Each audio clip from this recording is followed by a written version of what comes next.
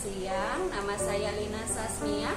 Saya mengajar di kelas 1 SDLBC Triasi 2 yang saat ini menerapkan kurikulum merdeka, implementasi kurikulum merdeka. Dan kemarin saya dan teman-teman guru yang lain mendapatkan materi yang cukup bagus dari Pak Indon Cahyono tentang budaya positif yang diterapkan di kelas-kelas.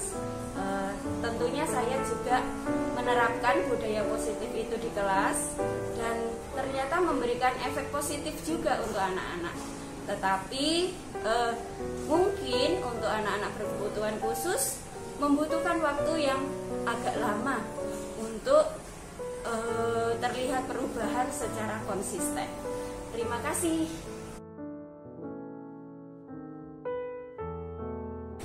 Selamat pagi. Iya. Selamat pagi. Sahwa. Selamat pagi. Nathan. Pagi. Selamat pagi. Ya, kita akan belajar tentang keyakinan sekolah ya. Hari Jumat kemarin sudah menanam di lapangan. Siapa yang menanam? Saya. Mama.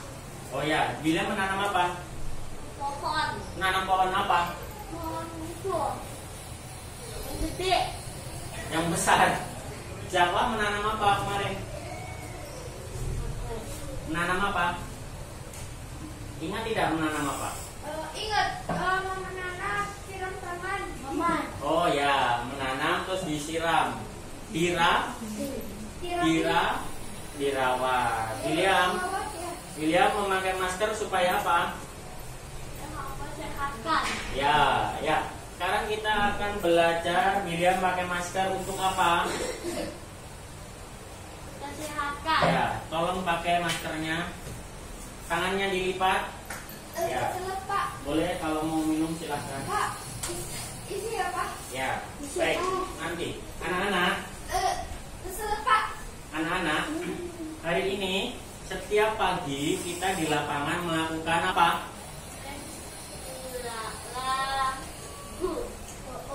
Berdoa. Siapa yang tadi pagi memimpin doa? Jawa. Siapa lagi yang memimpin doa? Saya. Siapa namanya? Iya. Siapa lagi yang memimpin doa? Matanya. Berdoa setiap pagi itu kita melakukan keyakinan kelas. Apa ini namanya?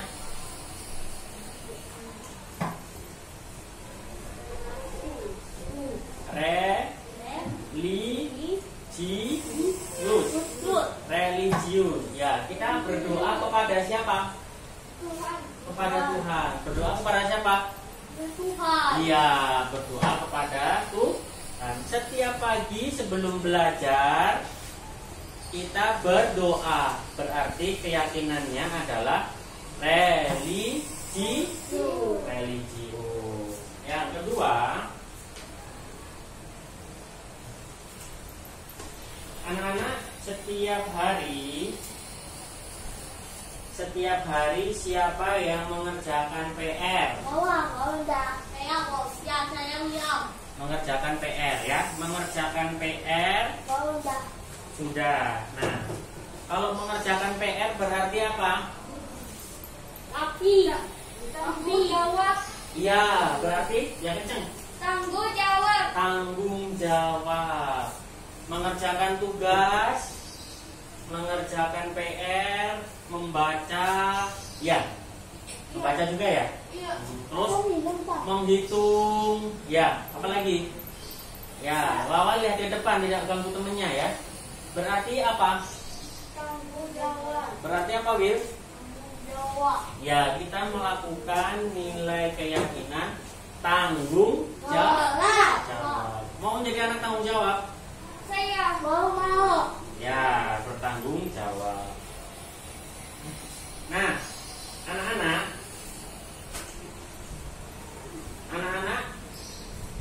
saat berbicara, saat melewati orang ya, ucapkan apa? Permisi ya. Saat pagi ketemu teman, ketemu bapak ibu guru, ucapkan apa? Selamat Pak. Pagi. Ya, selamat Pak Pagi. Kemudian bicara yang Baik.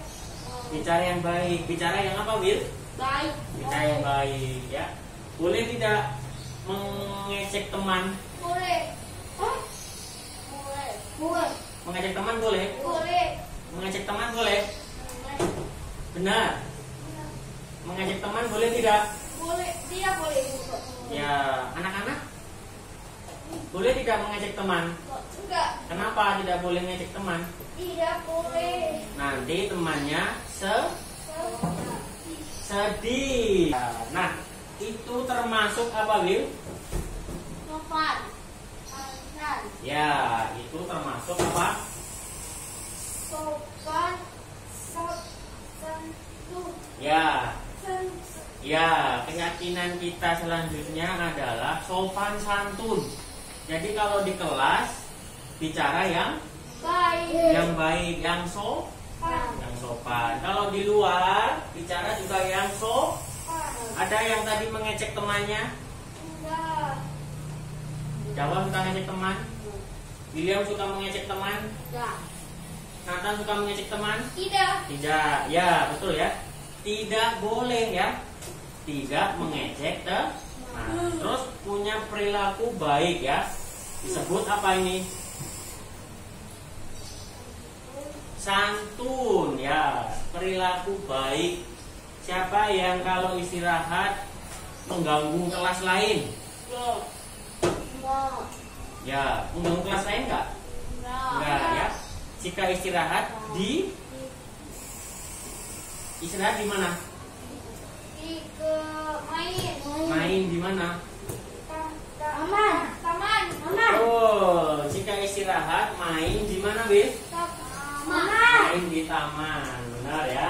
Berarti anak-anak harus menegakkan apa ini?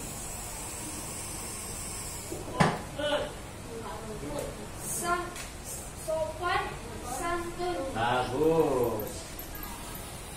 Berikutnya, di sekolah harus memakai apa? Kesehatan. Iya, memakai apa ini? Terus harus apa? Cuci tangan. Cuci tangan pakai apa, Wil? Sabun. Cuci tangan pakai sabun. Cuci tangan pakai sabun bersih atau enggak? Bersih. Ya. Cuci tangan pakai sabun sampai bersih. Nah, kalau sudah bersih berarti itu untuk menjaga apa? Atau tutupnya. Menjaga apa? Kesehatan. Kesehatan. Siapa yang tidak pakai masker hari ini? Jawa sakit. Ya, William pakai masker. Untuk menjaga apa? Nathan? Kesehatan. Ya, untuk menjaga apa? Kesehatan. Kesehatan. Selain memakai masker apa tadi? Cuci tangan. Cuci tangan. Cuci tangan di mana? Air. Ya, memakai apa? Sabun. Sabun. Ya, pinter ya. Kalau batuk, pilek, boleh masuk sekolah? Apa? Kalau batuk pilek boleh masuk sekolah? Gak boleh. Ya, nggak boleh ya. Jika batuk atau pilek harus Pakai masker.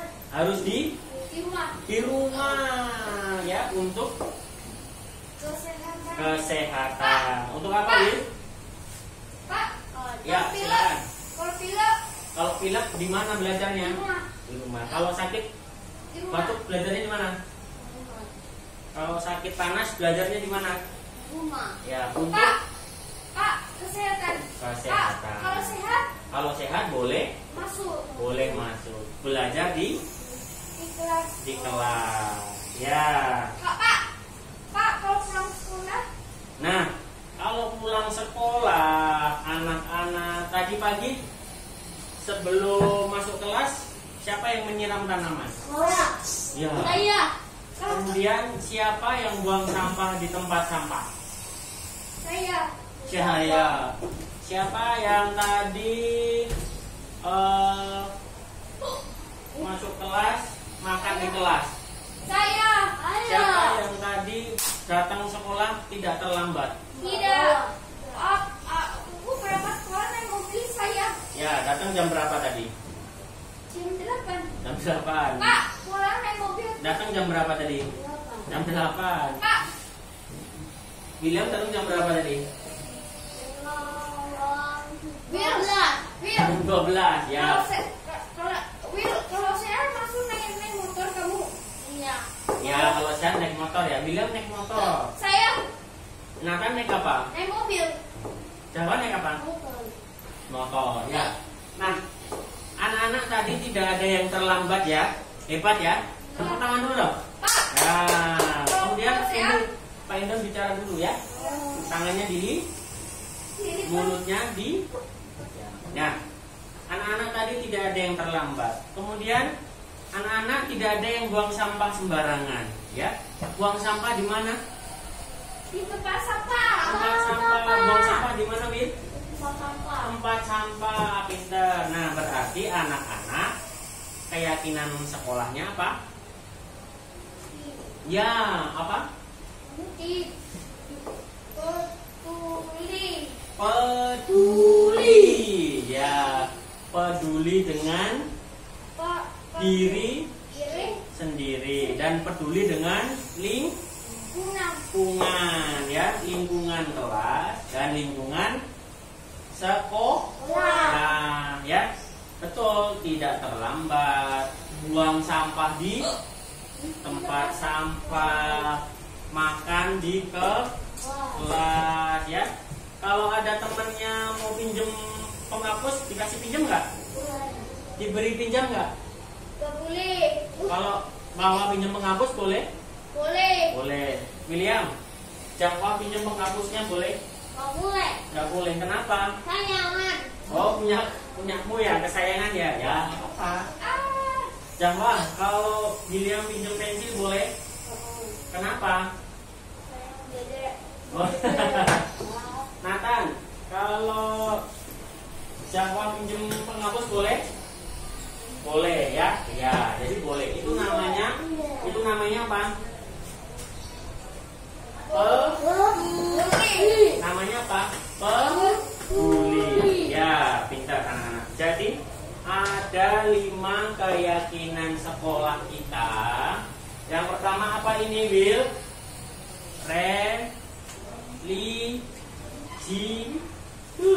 Religius. Contohnya berdoa. Pak, kalau sehat masuk saya naik mobil Yang saya. kedua apa ini? Tanggung jawab. Tanggung jawab. Contohnya mengerjakan PR. Yang ketiga apa ini, Will?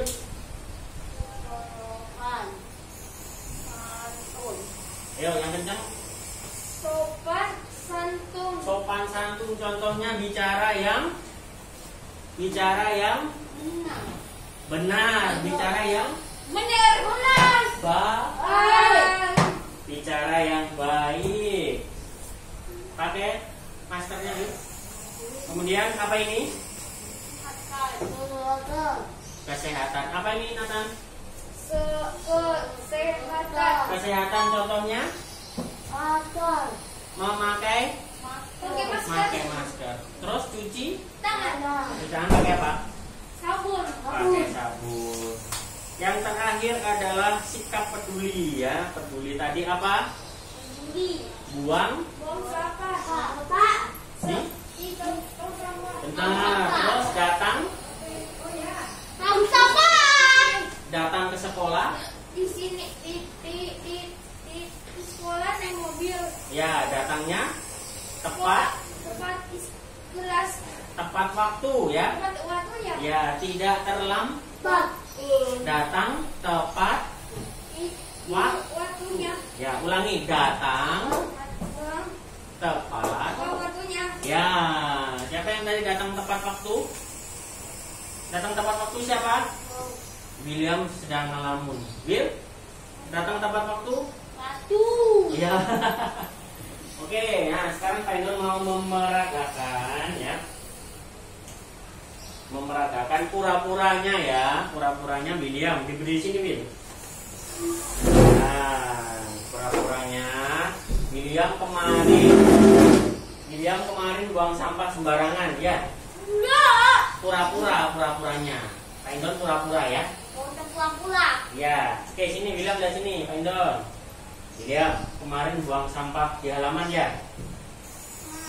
Enggak. Enggak? Enggak. Enggak. Ya udah, duduk. William sudah pintar ya? Ya, nggak usah, dia nggak usah. Iya, sudah. Sekarang buang sampahnya di mana? Di tong sampah. Hebat, tepuk tangan dong. Nah, sekarang Nathan di sini, Nathan. Kemarin Nathan Pak Indon tanya ini Nathan ini. Nathan kemarin lupa mengerjakan PR ya, tidak mengerjakan PR ya?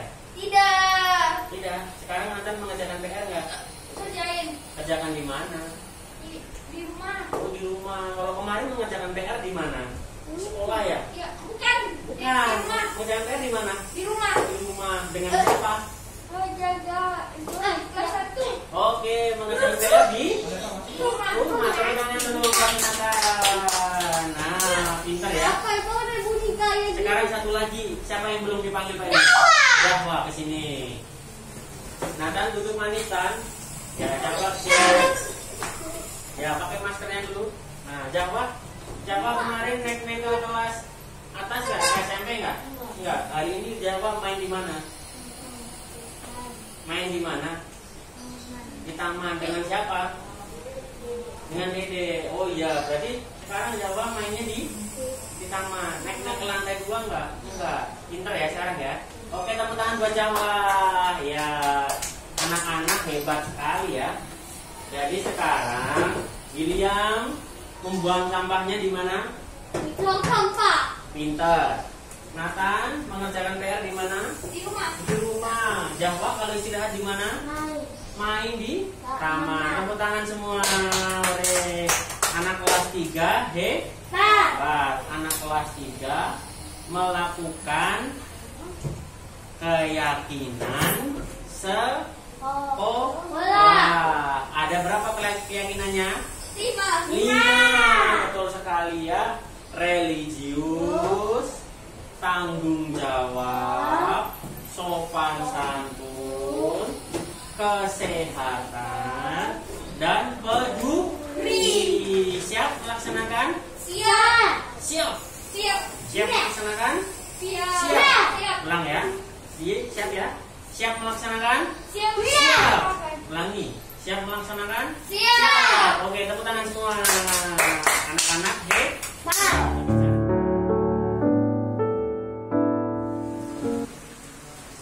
Baik, selamat siang Bapak Ibu guru semuanya. Selamat siang. Semoga cukup ya waktunya ya, hanya potong ya. Baik, tanpa mengulur-ulur waktu, hari ini kita akan sosialisasi ya, ini materi saya di CGP. Tapi sangat bagus sekali. Jadi dari satkernya dari sana memang membuat aksi nyata supaya budaya positif ini menjadi budaya yang nyata di sekolah-sekolah dengan CGP yang ada. Modul ini dengan judul implementasi budaya positif posisi kontrol manajer di sekolah. Jadi budaya positif menggunakan strategi posisi kontrol. Jadi posisi kontrol ada 5, nanti akan saya jelaskan. Yang paling tinggi adalah posisi kontrol manajer untuk mengimplementasikan budaya positif. Nah, ada 3 pertanyaan. Yang pertama, kira-kira ya Bapak Ibu nanti coba menjawab ya. Hukuman dapat mendisiplinkan anak. Menurut Bapak Ibu, hukuman dapat mendisiplinkan anak, betul tidak? Betul. Bisa jadi, betul. Jawab saja, tidak masalah. Yang kedua, pemberian hukuman dengan hal positif, dihukum dengan hal positif, seperti membaca, membersihkan halaman sekolah dapat meningkatkan disiplin anak. Dihukum tapi hal-hal positif dapat mendisiplin anak, ya tidak? Ya, oke ya. Tulis dulu, nanti kita akan coba lagi apakah jawabannya akan berbeda. Nomor 3, memberi penghargaan. Ini tingkatannya lebih makin sopan lagi, makin positif. Memberi penghargaan dapat meningkatkan motivasi belajar anak. Memberi penghargaan. Siapa yang biasa memberi penghargaan di kelas? Dulu tapi Bu Ani. Pernah apa Bu? Dia bisa melakukan praktek gitu, saya kasih reward. Rewardnya apa? Berupa makanan, Boleh. Terus ujian. ujian, apresiasi ya. Oke. Baik, terima kasih atas inputnya. Nah, ini kata Bapak kita, Bapak Pendidikan Ki Hajar Dewantara. Beliau dalam bukunya ya, di mana ada kemerdekaan, disitulah harus ada disiplin yang kuat. Sungguh pun disiplin itu bersifat self-disiplin. Self-disiplin itu self diri sendiri ya, disiplin. Muncul dari dalam diri, yaitu kita sendiri yang mewajibkan kita dengan sekeras-kerasnya. Kita sendiri yang mewajibkan kita yang sekeras-kerasnya. Tetapi itu sama saja. Ternyata sama saja. Sebab jikalau kita tidak cakap melakukan self-disiplin, wajiblah penguasa lain mendisiplin diri kita. Dan peraturan demikian itulah harus ada di dalam suasana yang merdeka. Sekarang kita lagi mengimplementasikan kurikulum merdeka ya. Pernah Bu Lina saya dengar ditanya Pak Ajis merdeka itu apa? Lina jawabnya memerdekakan murid ya. Murid belajar dengan merdeka ya. Nah, masuk lagi ke sini. Merdekanya itu apa? Jadi anak itu harus memiliki self-disiplin. Baru bisa disebut merdeka. Kalau saya tanya, menurut Bapak Ibu disiplin itu apa? Disiplin itu apa? Tertib, taat peraturan. Apalagi? Banyak ya? Pokoknya berbau-bau aturan ya. Oh ya. Ya, patuh dan lain sebagainya. Tapi di sini dibunyikan memiliki self disiplin. Tapi kalau kita berusaha sekeras-kerasnya pun ternyata tidak bisa. Kalau tidak cakap, berarti memiliki pengetahuan dan kemampuan. Tidak cuma pengetahuan, tidak cuma kemampuan, tapi keduanya. Ini menurut Bapak Ki Hajar Dewantara. Nah, sebelum kita masuk lebih jauh, ada permainan ya. Ada permainan. Tapi kalau kemarin dengan orang tua saya praktekkan, kalau dengan Bapak Ibu karena waktunya lebih penting materinya yang belakang. Bayangkan saja. Jadi bayangkan dalam pikiran Bapak Ibu, di kepala tangan Bapak Ibu itu ada benda hidup maupun mati, terserah, yang paling berharga. Itu lebih daripada apapun. Ditukar apapun, pokoknya nggak saya kasih. Ya, kalau kemarin mamanya Niko dan mamanya Adit ya yang memperagakan ya. Nah, pikirkan satu buah benda itu 3 detik ya. 1, 2, 3. Sudah dapat? Sudah dapat ya. Nah, genggam tangannya begini. Bayangkan ada sultan yang datang. Ya, sultan yang datang. Sultan ini mau menawar benda yang Bapak Ibu pegang ini dengan benda yang lainnya yang nilainya fantastis, namanya sultan ya kan. Ditukar dengan bayangan, tukar dengan pulau, ditukar dengan sesuatu yang Bapak Ibu sukai banget. Ini berharga, tapi Bapak Ibu suka itu. Kira-kira Bu Lina akan ditukar tidak? Tukar ya boleh, saya simpan dulu. Kira-kira Pak Tribu ditukar nggak? Pikir-pikir dulu. Pikir-pikir dulu.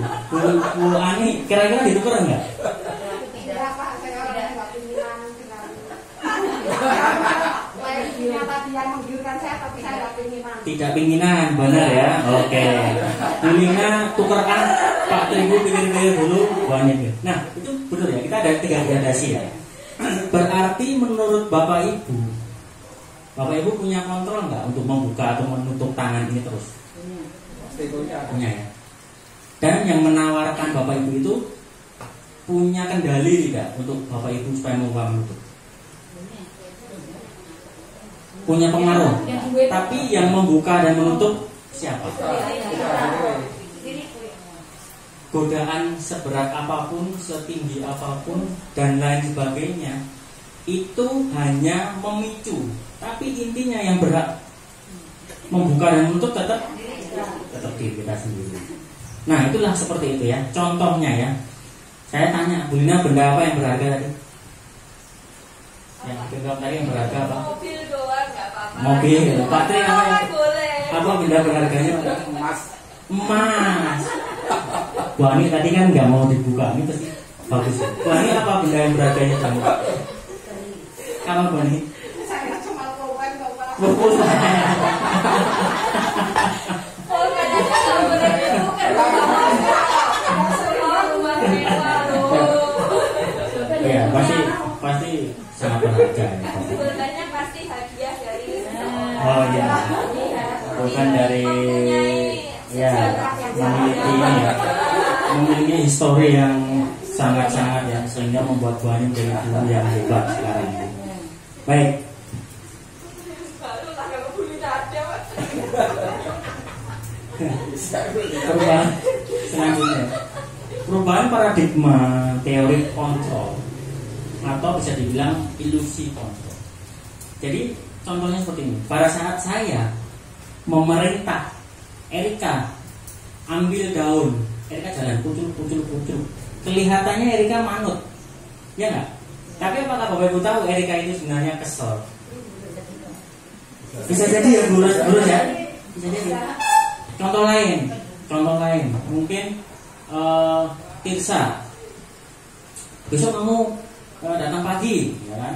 Dengar mamanya, Tirsa datang pagi besoknya, bener-bener datang pagi. Tapi apakah hasil datang pagi itu betul-betul dari dalam diri Tirsa datang pagi, atau karena mamanya? Kamu udah bangun pagi besok, ini harus datang pagi. Lihat, nanti nilainya jelek, misalnya seperti itu. Ada kata-kata di baliknya. Itulah ilusi yang terlihat. Kelihatannya si A nurut, kelihatannya William nurut, kelihatannya ya Niko nurut, kelihatannya Anas ya Bu, besok nggak boleh ya Bu, kelihatannya. Itulah yang kita lihat sekarang. Benar nggak? Benar.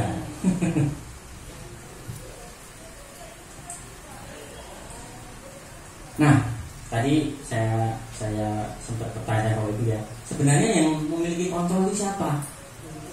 Diri kita sendiri. Jadi ada dua versi ya. Yang lama itu stimulus sama respon. Setiap kali kita dikasih cubit, kita langsung merespon. Sakit Pak. Tapi kalau teori kontrol kita beda. Kalau stimulus respon, kita mencoba mengubah orang agar berpandangan sama dengan kita. William, tulis tangan lipat supaya sama dengan kita. Maksudnya supaya konsentrasi yang kita mau, yang kita maksud. Tapi pada saat teori kontrol, kita berusaha memahami pandangan orang lain tentang dunia. Oh, William tidak mau memperhatikan saya itu karena saya itu ngajarnya kurang menarik. Beda ya. Yang satu, ya udah, pokoknya saya ngajar begini. Saya setel video, mau bagus mau enggak harus nonton. Nah, tapi yang satu, oh William, dia tidak tertarik dengan video, dia tertarik dengan kartu misalnya, dengan gambar, atau dengan cerita, atau dengan kegiatan langsung di luar yang melibatkan dia, atau bisa disebut gaya belajar. Itulah yang harus kita pahami. Yang kedua, perilaku buruk dilihat sebagai suatu kesalahan. Pasti terlambat salah, buang sampah sembarangan salah. Ya. Ternyata menurut teori kontrol, perilaku itu memiliki tujuan. Seperti contohnya tadi, anak nakal, apakah dia sebenarnya nakal? Bisa jadi dia karena bosan dengan pembelajaran saya, makanya dia berulah. Dia nakal, membuat masalah dan lain sebagainya. Bisa jadi kan? Atau dalam satu hari terlalu lama di dalam kelas, bisa kita rubah polanya, kita rubah. Bukan tuh anak nakal ini, nggak mau nurut ini, Ya gitu, ya. Jadi terkadang kita harus menilik diri kita juga ya. Kemudian orang lain bisa mengontrol saya? Enggak. Hanya Anda yang bisa mengontrol diri Anda. Tadi mau pulpen, kalau saya nggak kasih buka ya nggak kasih. Sekalipun diberi pulau ya Bu Ani ya.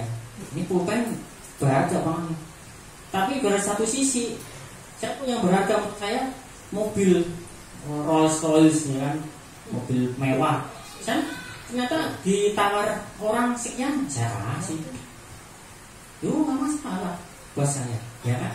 Karena saya yang kontrol apa yang saya mau, apa yang menurut saya berharga.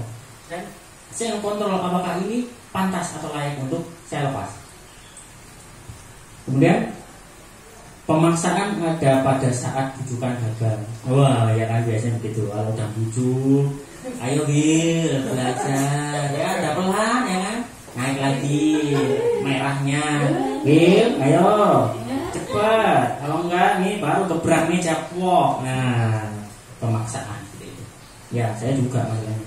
Jadi saat ini ternyata kolaborasi dan konsensus menciptakan pilihan-pilihan baru. Maksudnya kolaborasi ini nanti akan kita pelajari di setelah ini ya. Jadi tentang posisi kontrol manager. Jadi kemarin saya dengan Bu Yatni sudah sempat ini ya, Bu Yatni sudah sempat tahu ya caranya bagaimana. Dan nanti saya akan tunjukkan video aslinya, semoga nggak mengadat lagi ya. Model berpikir mengapalah. Kalau teori kontrol, model berpikir kalau bahasa sekarang win-win solution. Bagaimana kita bisa mengalahkan sesuatu, bagaimana kita bisa menemukan solusinya, bagaimana kita bisa menemukan supaya kita bisa menang. Seperti itu. Nah, tadi kan disiplin apa tadi? Pak Tri jawab apa tadi? Patuh. Bu Ros jawab apa tadi? Taat. Ya, dan lain sebagainya. Disiplin adalah dari bahasa Latin discere, nggak tahu bacanya ya, discere apa? Yang berarti belajar. Jadi disiplin ini proses untuk kita belajar menjadi memiliki self disiplin. Jadi kita mempelajarkan diri kita sendiri. Jadi kalau orang bilang wah orang itu udah patuh, ya dia udah belajar. Jadi dia memiliki apa ya, bisa dibilang inisiatif ya. Jadi bangun langsung, nggak bangun 5 menit lagi, 2 menit lagi. Nah seperti itu. Jadi pada saat dia sudah memiliki self disiplin, kadang belum bunyi alarm dia bangun duluan. Tapi ada juga yang alarm malah bangunin tetangga atau malah membangun. Itu dia perlu apa tadi? Sesuatu yang memang dia punya niat yang kuat ya. Jadi tidak bisa disiplin itu belajar biasa, harus punya kecakapan. Tadi bilang cakap ya.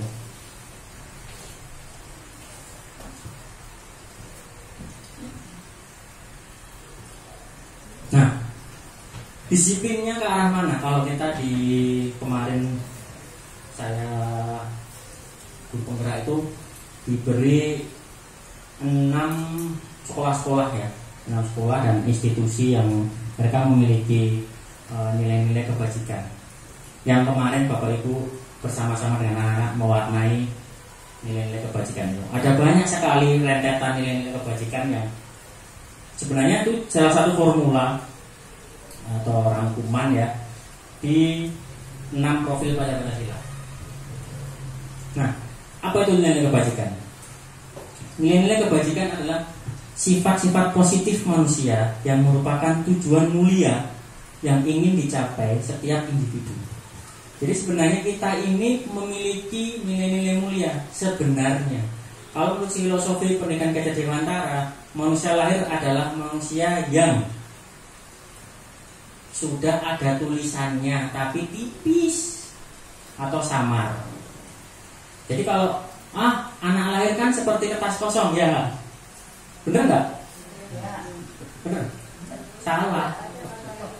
Anak-anak itu bukan lahir seperti kertas kosong. Anak-anak itu lahir sudah ada tulisannya. Tapi harus ditebel-tebelin. Nah, nebel-nebelinnya yang baik-baik saja. Itu kenapa pengaruh lingkungan, sekolah, rumah, keluarga itu akan menebalkan mana yang negatif dan positif berdasarkan tingkat kondisi lingkungan tersebut. Gitu. Makanya budaya positif ini sangat penting untuk menebalkan hal-hal positif anak-anak, apalagi anak kebutuhan khusus ya, supaya kalau dia sudah terlanjur ditebalkan yang negatif, susah hilang, karena ya dia udah bawa dari lahir, gitu ya. Makanya ada istilah bawaan oroknya kayak gitu. padahal beliau lah yang mempengaruhi bawaan orok itu jadi tebal, begitu. Nilai-nilai tersebut bersifat universal. Nah, jadi seluruh dunia itu punya nilai yang sama. Jadi baik layar ceprot ya sama sebenarnya. Lintas bahasa, lintas suku, bangsa, agama maupun latar belakang. Setiap perilaku atau perbuatan memiliki suatu tujuan. Menurut Dr. William Glasser, bukan William murid saya, pada teori kontrol tahun 1984. Dengan mengaitkan nilai-nilai kebaikan yang diyakini seseorang, maka motivasi intrinsiknya akan terbangun sehingga menggerakkan motivasi dari dalam untuk dapat mencapai tujuan mulia. Nah, ini dia. Jadi perilaku atau perbuatan memiliki suatu tujuan. Makanya tugas kita di kelas memperhatikan perilaku anak-anak itu, bukan menjadi sesuatu yang salah, tapi kita mencari tahu kenapa Anas begini, kenapa William begitu, kenapa Tirsa begitu, kenapa Samuel begitu, di luar pengaruh autisnya ya, di luar pengaruh autisnya ya, karena itu di luar kendalinya dia juga. Sehingga dengan mengaitkan nilai kebaikan diyakini, maka motivasi intrinsiknya akan muncul. Jadi perilakunya dikaitkan dengan nilai kebajikan. Nilai kebajikan yang kita yakini kemarin ada 5. Moga-moga setelah ini Bapak Ibu bisa mencoba, terserah mau dibuat lagi atau minta tolong print Pak Boy, atau membuat sendiri tulisan tangan, tempel di sudut atau tempel di papan, silakan. Jadi setiap kali anak masuk, setiap kali anak belajar, apresiasinya tunjukkan ke nilai. Anak-anak tadi siapa yang buang sampah di tempat sampah? Saya misalnya. Ya udah, berarti kamu meyakini nilai-nilai peduli. Siapa yang tadi berangkat tepat waktu? Saya pak. Berarti kamu meyakini nilai-nilai tanggung jawab. Siapa yang menyelesaikan PR? Saya. Sama tanggung jawab. Bagi kita doa, kita akan terus dan terus. Karena apa? Saat itu menjadi kebiasaan terus menerus. Kan tadi Pak Ki Hajar Dewantara bilang kan, pemerintah dari luar yang akan memaksa kita dulu. Jadi kita buat itu jadi rules dulu, aturan dulu. Kita dipaksa dulu, tapi kita harus tegakkan sedikit nanti lama-lama menjadi kebiasaan. Dan kebiasaan kita juga sebagai guru untuk selalu mengapresiasi sesuai dengan nilai-nilai positifnya. Bagus memberikan benda, bagus memberikan ujian, reward, bagus. Tapi itu nanti akan membawa dampak juga. Nah, saya lanjutkan dulu. Nilai-nilai kebajikan yang dicapai oleh staf anak Indonesia kita kenal dengan profil pelajar Pancasila ya. Ada 6: beriman, bertakwa, mandiri, bernalar kritis, berkebinekaan global, bergotong royong, dan kreatif. Nanti kita akan gali lagi pelan-pelan ya, karena kan kita IKN masih meraba-raba, tapi tidak apa-apa, kita sudah mau maju dan sudah mau memilih, sudah bagus sekali. Selanjutnya, nah ini yang saya maksud tadi. Jadi teori motivasi perilaku manusia ini nggak ada yang kemarin di orang tua. Jadi ada 3. Apakah Bapak Ibu atau anak-anak menurut Bapak Ibu melakukan sesuatu hal yang menurut Bapak Ibu menurut karena untuk menghindari ketidaknyamanan atau hukuman?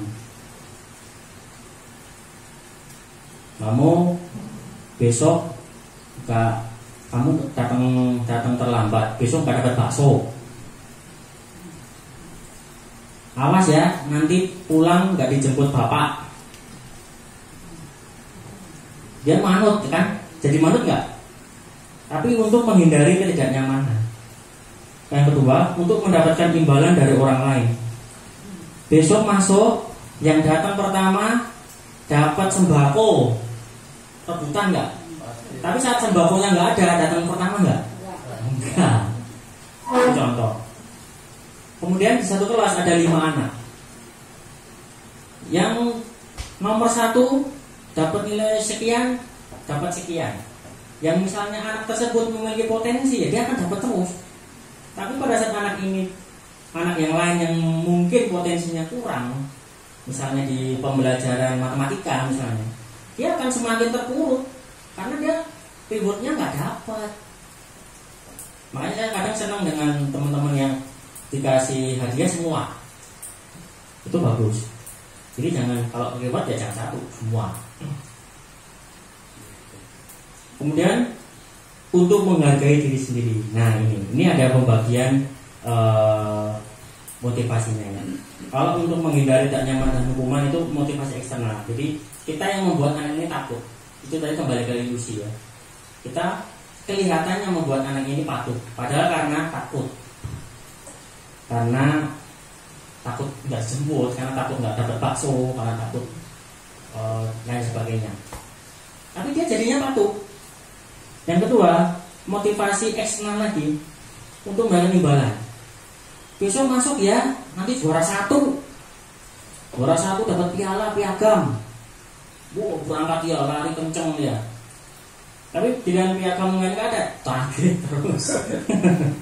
Nah seperti itu. Jadi itu motivasi dari luar yang membuat dia jadi lebih baik, jadi semangat dan lain sebagainya.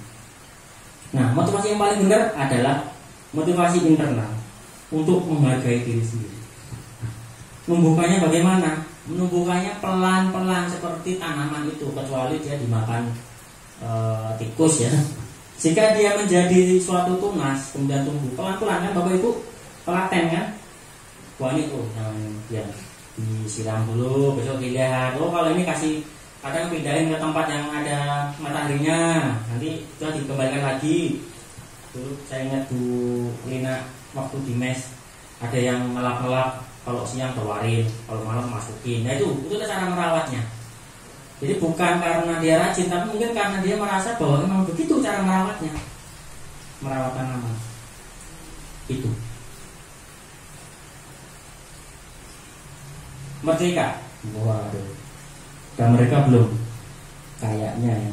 Menurut Ki Hajar Dewantara, merdeka itu artinya tidak hanya terlepas dari perintah, akan tetapi juga cakap buat memerintah diri sendiri. Ini hampir sama dengan yang tadi ya.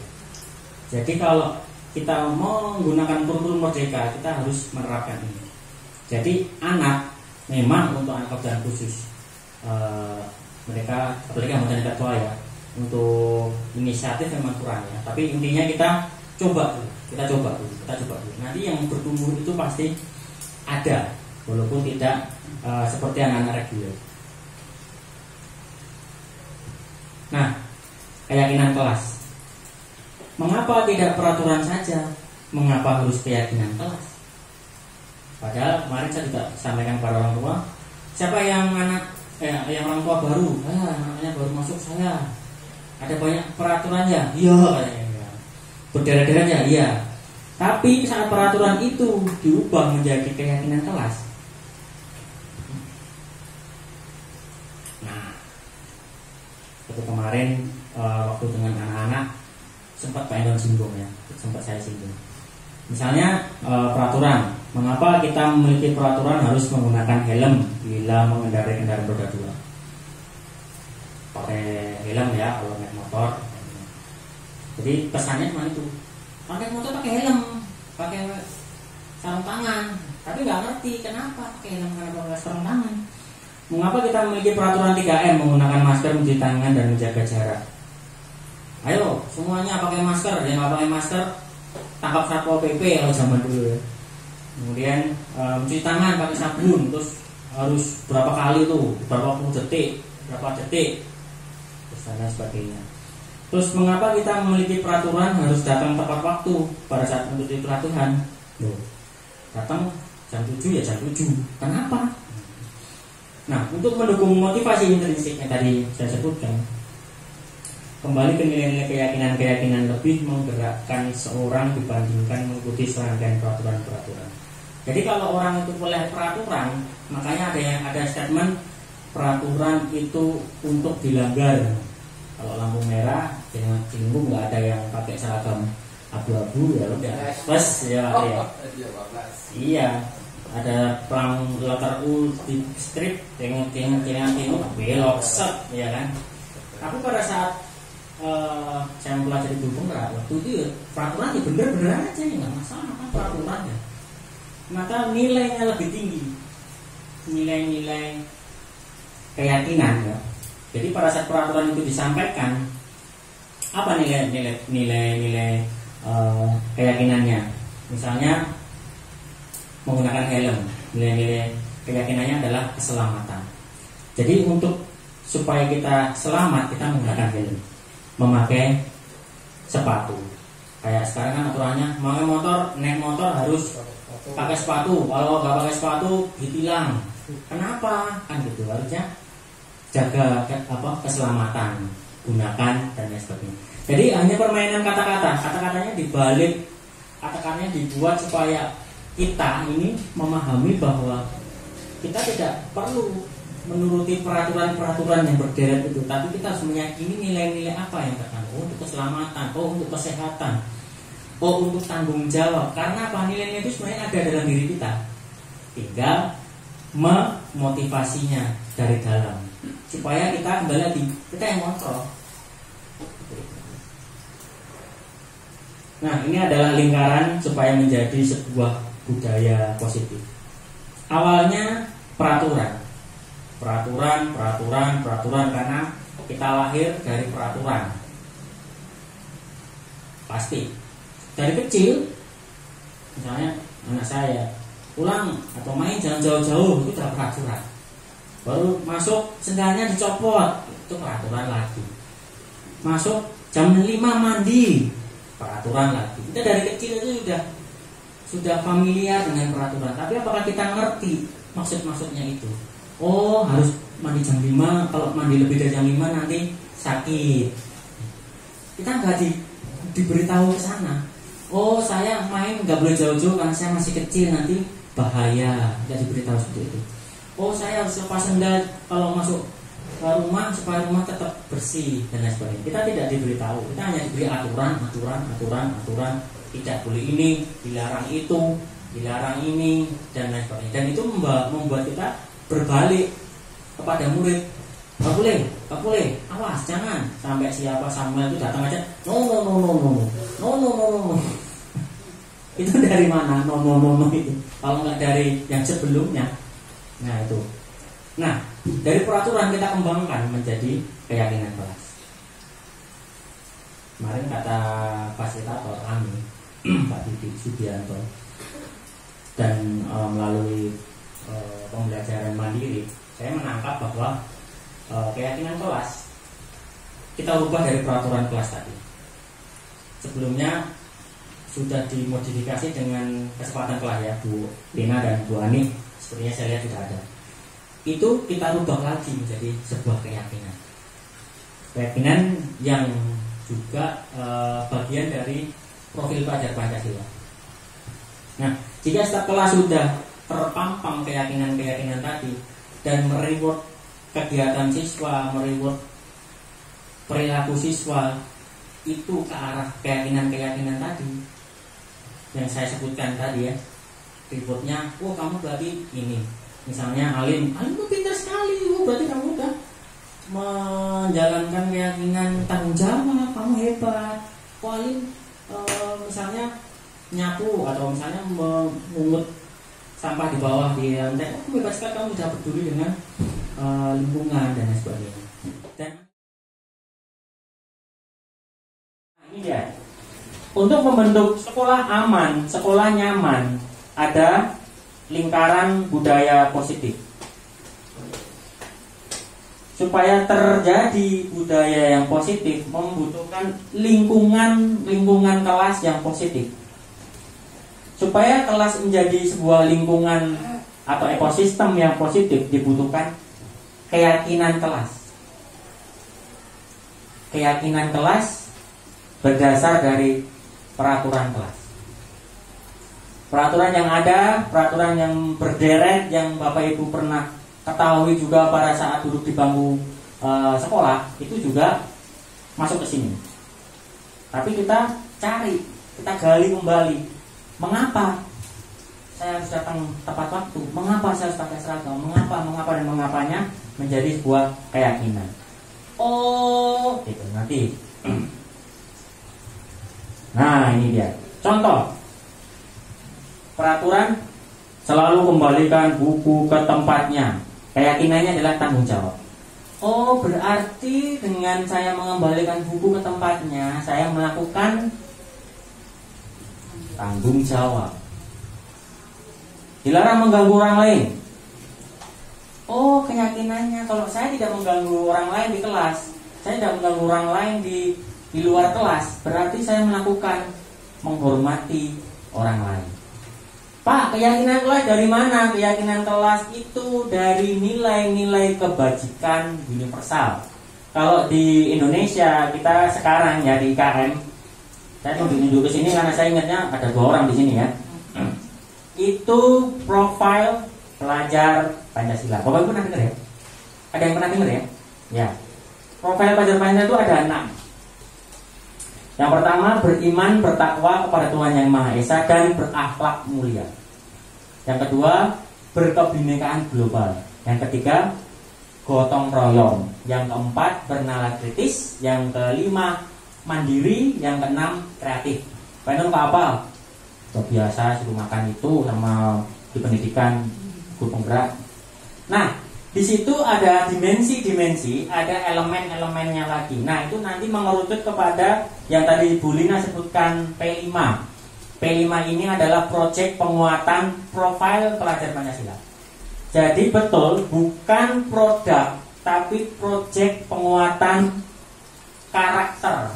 Karakter tanggung jawab, menghormati orang lain dan berkomitmen. Kemudian dilarang melakukan kekerasan, pakai helm saat naik motor itu keselamatan. Jadi anak ini memahami, oh, jadi saya pakai helm itu biar selamat. Oh, saya pakai masker, pakai hand sanitizer itu biar sehat. Dan saat saya pulang tetap sehat itu saya bawa, gitu ya. Dan lain sebagainya. Ini ada dalam menggunakan narkoba dan sebagainya. Ini memang saya gabung dengan guru-guru reguler ya, ada guru SMA, ada guru SMP dan sebagainya. Seperti itu. Jadi peraturan yang ada itu dibuatkan keyakinannya. Mengapa? Jadi pada saat anak ini tidak hanya dia diberi instruksi, tapi dia menginstruksi dirinya. Oh, saya melakukan ini untuk saya, bukan untuk supaya tidak dihukum lari keliling lapangan. Oh, itu nggak ada ya. Itu zaman saya dulu. Terlambat suruh lari, terlambat suruh pegang telinga dan lain sebagainya. Jadi ya Bapak Ibu ya. Nah, keyakinan kelas ini kemarin hari Senin ya, pas Selasa ya, saya lupa ya.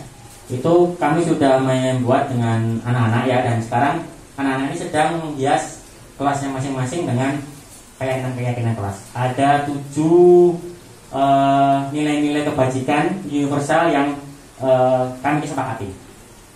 Nanti Bapak Ibu bisa kalau sudah jadi mampir-mampir kelas atau nanti minta tolong gurunya di kelas untuk memotret ya.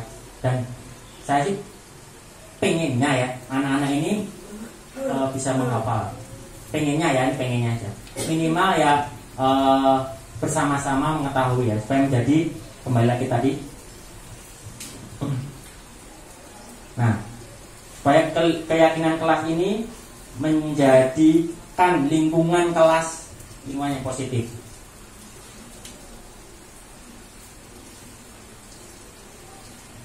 Nah, ini masuk ke dalam kembali yang pertanyaan pertama tadi ya. Yang pertama tadi ada 3 pertanyaan. Jadi untuk menegur ya, bisa dibilang ya, itu menegur anak supaya menjadi pribadi dengan identitas profil tadi ya. Itu ada 2. Dia menjadi orang atau individu yang gagal atau anak tersebut menjadi individu yang sukses. Wah, pasti kalau pilih, wah sukses lah Pak. Sukses lah Pak. Ya, sukses itu nggak gampang ya Bu ya. Ya, bapaknya aja sampai kemana Bu? Gak masuk seket tuh Pak, aja maksudnya. Jadi untuk sukses itu nggak gampang, ya. Banyak orang-orang sukses seperti yang kita tahu ya, seperti Steve Jobs, kemudian yang lainnya ya, itu mereka nggak bangun wah langsung sukses, enggak ya. Tapi melewati berbagai macam proses ya. Nah, supaya anak-anak kita ini menjadi anak yang sukses, sukses bukan hanya sekedar materi ya. Catat ya, jangan bukan sekedar materi, tapi perilaku. Karena banyak yang bilang dunia ini tidak hanya butuh orang sukses, tapi orang baik. Menjadi orang baik itu sukses nggak? Sukses besar, ya. Supaya menjadi orang baik yang peduli dengan lingkungan dan semestanya, apa yang dilakukan? Ini berlaku untuk saya, pendidik dan Bapak Ibu dan orang tua. Karena saya aplikasikan juga ke anak saya. Hukuman, nah tadi ya hukuman ini satu yang menyakitkan, harus terjadi, tidak nyaman untuk murid anak untuk jangka waktu panjang. Korban mendapatkan keadilan, murid anak akan tersakiti ya. Pelaku pasif agresif meningkat. Itu kenapa saya kadang bertanya-tanya dalam hati. Bapak Ibu kadang mendengar di radio, di televisi tawuran. Ya. Nah, itu salah satu produk ya. Produk di mana kemungkinan anak-anak ini tidak mendapatkan konsekuensi dan restitusi, tapi mendapatkan hukuman.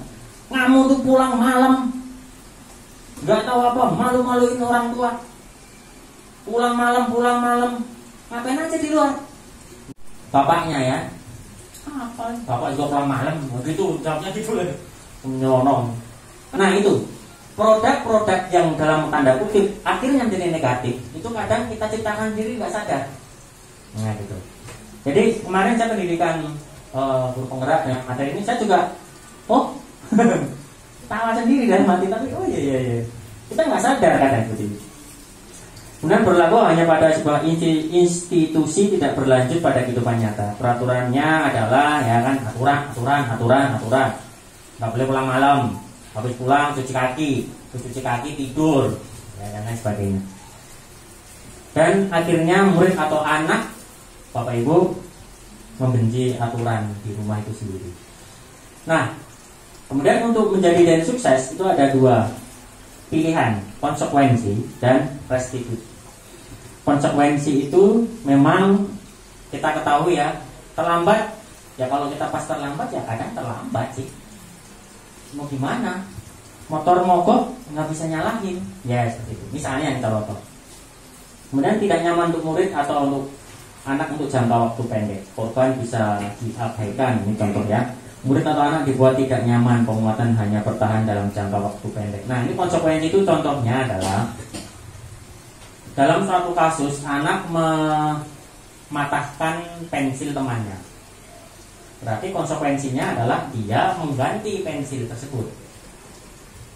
Jika dalam kasus yang sama guru menghukum, maka anak tersebut tidak disuruh mengganti, tapi disuruh menulis 100 kata. Saya minta maaf karena mematahkan pensil. Saya minta maaf karena lulus sampai berderet-deret ya. Begitu. Tapi efeknya berbeda. Anak menjadi bertanggung jawab saat dia mematahkan pensil temannya. Tolong ganti. Ya urusan mungkin di rumah. Kamu matiin pensil siapa? Niko? Gimana sih? Kamu matiin pensil? Nah, ya itu urusan yang berbeda ya. Maaf ya Bu ya. Itu urusan berbeda. Tapi pada saat dia di sekolah, dia diberikan konsekuensi. Dia mempertanggungjawabkan apa yang dia lakukan seperti itu. Nah, restitusi itu apa? Restitusi itu pilihan. Jadi menguatkan murid itu jangka panjang. Kalau tadi jangka pendek, hanya iya ini ganti ya, udah besok pakai lagi deh, kita tinggal ganti kan itu. Jadi gampang ya kan. Nanti deh setelah deh, nanti paling diinin aja. Udah suruh bersih kelas, besok kalau lagi aja, nggak apa-apa sekalian bersih-bersih. Nah kayak gitu. Jadi anak bisa memilih justru. Tapi kalau restitusi beda. Jadi restitusi adalah mencari solusi. Misalnya terlambat. Kenapa terlambat? Kira-kira apa yang bisa dilakukan supaya tidak terlambat? Itu berdasarkan masalah. Jadi kalau kenapa terlambat? Ini Pak, jam bekernya mati. Ini Pak, lupa pasang jam beker. Apa yang bisa dilakukan supaya jam beker tersebut bunyi? Jadi kamu tidak terlambat. Jadi solusi-solusi yang kira-kira bisa dijadikan pilihan anak tersebut supaya tidak terjadi lagi. Seperti itu. Jadi menumbuhkan kepercayaan dirinya ya. Jadi murid atau anak mendapatkan penguatan.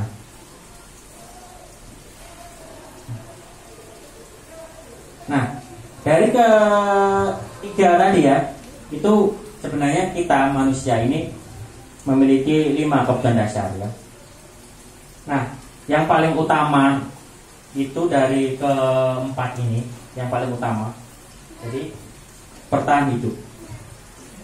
Yang pertama, kita memiliki kebutuhan kasih sayang dan rasa diterima. Yang kedua, penguasaan. Yang ketiga, kebebasan. Yang keempat, kesenangan. Dan 4 ini akan mengerucut menjadi satu, survival, bertahan hidup. Jadi supaya kita bertahan hidup, kita melakukan keempat ini. Karena tanpa kita terpenuhi kebutuhan hidup kita, pasti kita akan melakukan hal-hal yang aneh, yang bisa dibilang akhirnya melanggar. Contohnya di rumah saya tidak orang tua pergi, orang tua dinas, orang tua jarang pulang. Akhirnya anak ini tidak ada kasih sayang di rumah. Dia akan mencari kasih sayang lain. Itu banyak kasus. Akhirnya berdampak di kegiatan pembelajaran di sekolah. Jadi ngantuk. Jadi misalkan kalau anaknya ini kangen mama, kangen papa gitu. Kalau anaknya cuek ya udah, nggak ada yang bangunin di rumah, nggak ada yang ngurusin di rumah. Sepatunya harusnya hitam, dia pakai putih, dan lain sebagainya. Penguasaan, kesenangan, kebebasan itu juga sama. Satu dengan mengerucut ke bertahan hidup. Nah, sebagai guru dan sebagai orang tua, ini saya contohkan guru ya. Kita yang tadi kontrol ya, saya mau buka atau saya mau tutup itu atas kehendak saya. Ya. Tapi apakah saya membuka dan menutup ini memiliki dampak? Nah, dampak yang merugikan atau yang menguntungkan, dalam arti bukan menguntungkan sih, dalam arti membuat motivasi yang baik. Nah ini contoh ya. Nah, dia ada posisi kontrol, penghukum, pembuat orang bersalah, teman, pemantau, manajer. Kalau yang zaman dulu itu penghukum. Ya, ini guru berkata nih, kalau kamu tidak melakukannya, awas ya, rasakan ini, cetok. Kalau pembuat orang bersalah, kamu itu seharusnya, kamu sudah tahu, ibu lelah sekali mengatakannya. Ibu stres tahu. Kalau teman, ayolah, lakukan demi ibu. Masa kamu tidak mau? Ingat tidak, ibu pernah bantu. Kalau pemantau, bilang, apa peraturannya? Nggak boleh buang sampah, ya betul. Nah, kalau manajer, apa yang kita yakini? Misalnya buang sampah. Peduli lingkungan Pak? Oh ya. Apa yang bisa kamu kerjakan untuk memperbaiki masalah ini, membuang sampah sembarangan? Seperti itu. Jadi kita menanyakan keyakinan apa? Kita menanyakan keyakinan anak. Apa yang sudah kita sepakati? Dalam di sekolah ini ada 7. Jadi tidak langsung buang sampah. William sini, push up. Padahal perutnya gendut. Gimana suruh push up, Bu? Iya. Teruslah sini. Kamu terlambat. Pegang telinga pakai kaki. Mau gimana dengan pakai kaki? Ya itu. Jadi kita terusah. Kenapa terlambat nak? Ini Bu. Oh iya, keyakinan kelasnya mana yang kamu yakinin kemarin dengan Bapak? Menghormatin orang tua Pak. Oh iya. Ya ini kita membuat di konteks yang berbeda ya. Karena Saya tanya, tidak mungkin anak itu langsung menjawab seperti itu. Tapi kita arahkan supaya menggiring anak ini kembali kepada keyakinannya. Mengapa? Oh iya, saya terlambat ya. Berarti saya salah. Seperti itu. Kemudian apa yang saya lakukan? Memang untuk menuju proses tersebut susah, tapi tidak ada salahnya kita mencoba. Betul ya. Ini panjang sekali kalau saya jelaskan. Bentar. Ya. Baik. Nah, langkah selanjutnya untuk menjadi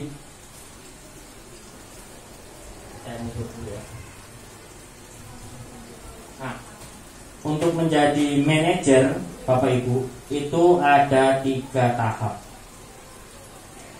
Ya, ada 3 tahap. Yang pertama adalah menstabilkan identitas. Pada saat anak ketahuan salah atau melanggar salah atau melakukan kesalahan, itu kita menstabilkan identitas dulu. Dengan apa? Nah, orang pasti melakukan kesalahan. Bapak juga melakukan kesalahan, ya. Bukan kamu satu-satunya yang pernah melakukan kesalahan.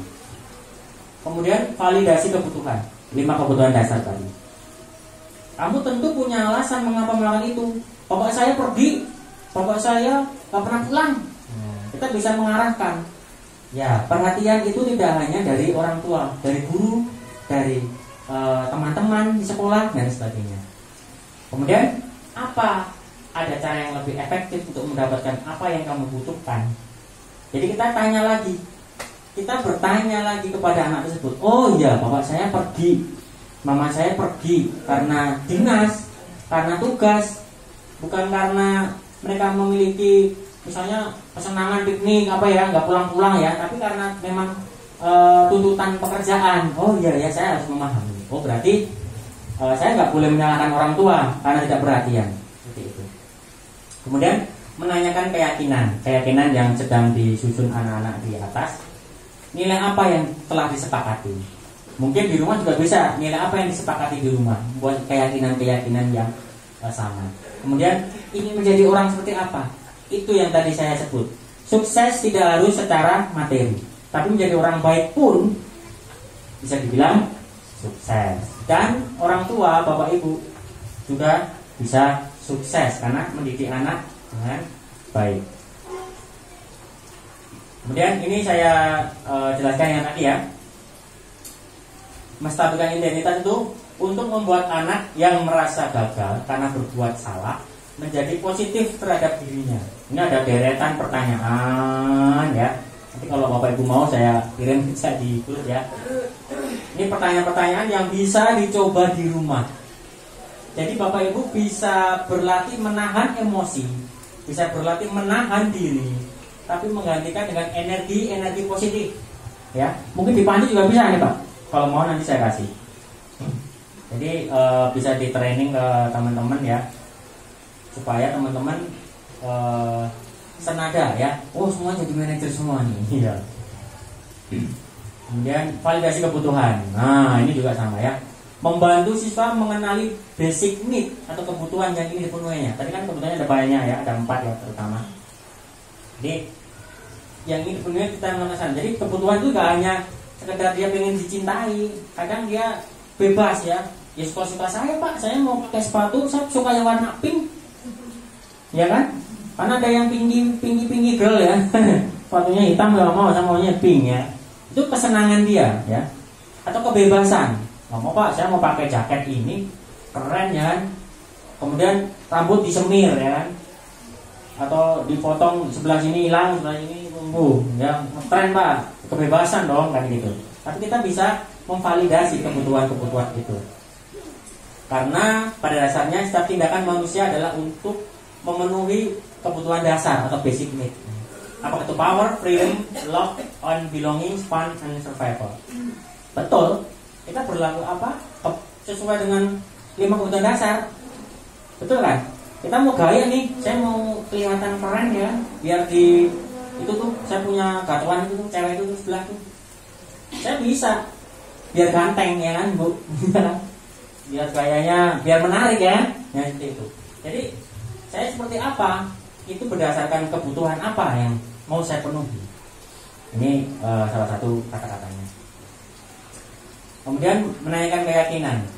Anak melihat kesalahannya dihubungkan dengan norma sosial dan nilai-nilai yang mendasari, ya, nilai-nilai kebajikan universal tadi, yang mendasari manusia berinteraksi dengan orang lain. Jadi 6 profil pelajar Pancasila itu memang akan diwujudkan di dalam diri setiap murid, ya.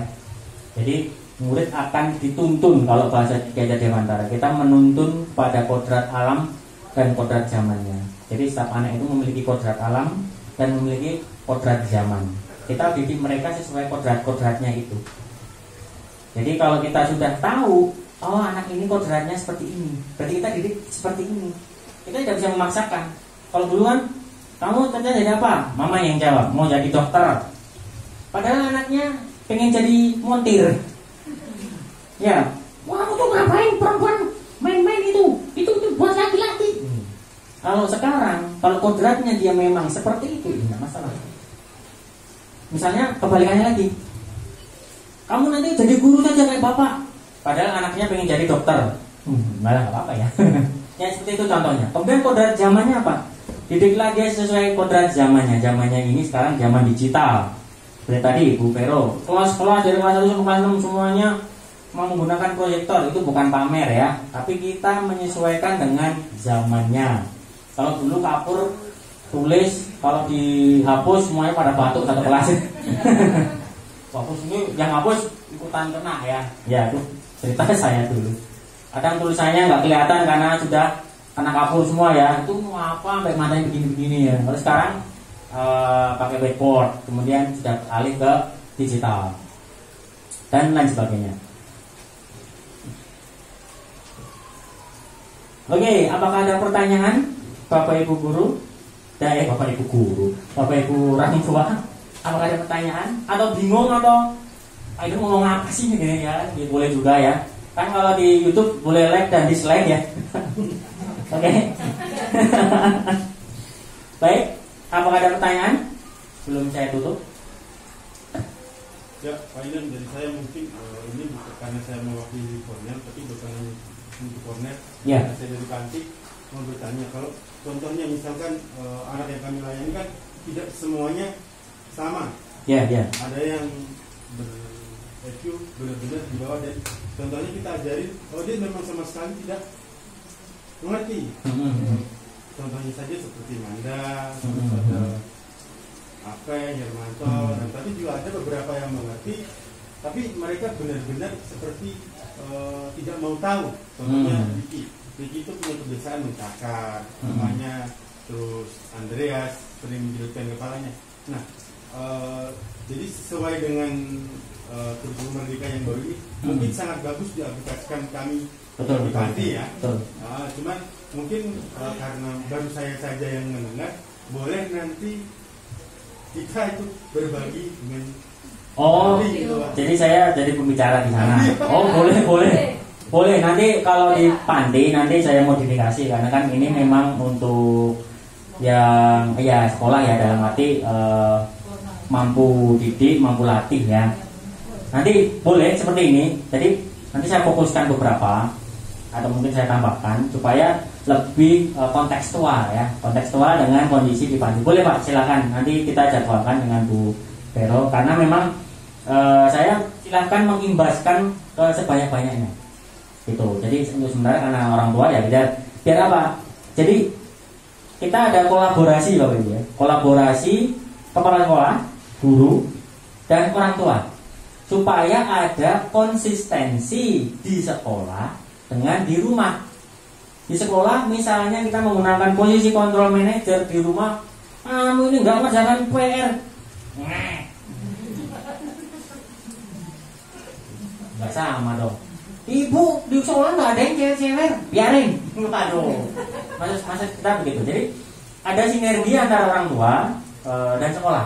Ada sinergi supaya konsisten. Jadi sekolah begini, rumah diusahakan juga seperti ini. Walaupun kita tahu ya, rumah dulu saya pernah, Pak, kita tuh PJJ itu guru ngajar, orang tua sambil masak. Adik, Bisa. Ya kan? Masih gunungan sih. Masih pakai kebaya ya kan. Itu pencet yang itu kosong lah itu ya, kita tahu ya. Jadi kondisi di rumah dengan sekolah memang berbeda, iklimnya juga berbeda. Iklim sekolah memang iklim belajar, di rumah iklim bukan iklim ini ya, bukan iklim nggak teratur ya, tapi ya rumah kondisi. Tapi ciptakan kehangatan di rumah ya, berdasarkan lima kebutuhan dasar tadi. Anak-anak pasti kalau bapak ibu perhatiin bener juga ya, Pak Indon bilang tadi ya, ini anak caper nih karena kurang perhatian saya nih. Saya ini mulu, gulung-gulung catok rambut mulu nih, lupa sama anak nih ya, gitu. Saya pedikur mulu nih, lupa sama anak ya. Atau anak kurang piknik nih kayaknya nih, oh ya saya ajak kemana, ke taman depan, nggak masalah seperti itu. Jadi 5 kebutuhan dasar ini jika terpenuhi, anak nggak akan aneh-aneh secara psikologis ya. Seperti itu. Terima kasih pertanyaannya Pak Dimas, nanti biar kita koordinasikan dengan Bu Vero ya, silakan. Ada lagi yang lain? Sudah mau jam 11. Ya kerasa. Iya. Ini saya ngebut Pak, kalau enggak kemarin sama anak-anak lebih lama lagi, saya bisa 1,5 jam. Karena anak-anak saya minta interaksi ya, ngomong, saya ngomong, saya kayaknya nggak lanjutin Bu. Rika, Adik, Ana semuanya pada nggak tahu nyambung bangga, pokoknya ngomong. Karena emang anak-anak ini supaya percaya diri seperti itu, ngomong entah benar ya, entah betul, entah salah, kita fasilitasi. Gitu.